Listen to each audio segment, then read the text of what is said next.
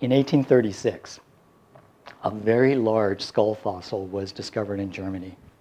You can see that this particular skull had very unique characteristics, not the least of which is the large single opening in what appears to be the forehead of the ancient creature. Now you can see where I'm going with this.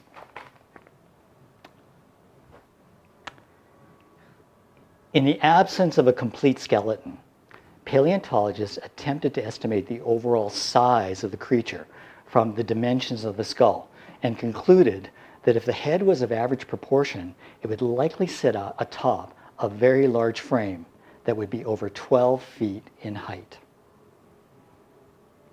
Oh my gosh.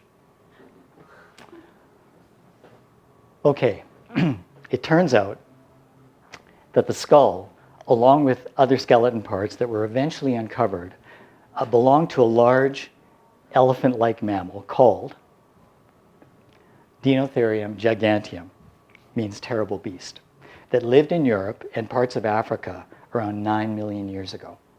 So not a giant cyclops after all.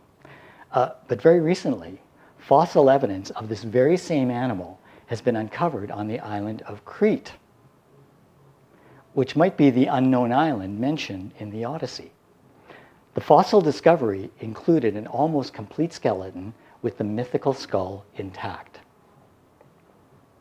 So, due to the very real medical phenomenon of cyclopia, archaeomythology can now suggest a pretty convincing theory of how the myth of the Cyclops might have started with whispers of a tragic birth defect.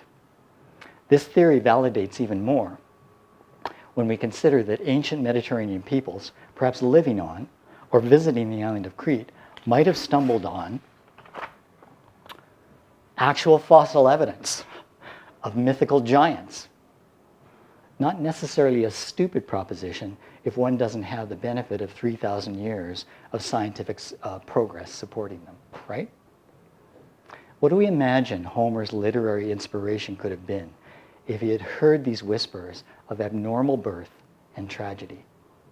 Did stories of giant skulls with a single eye socket found on the island of Crete stir his poetic vision for the Odyssey?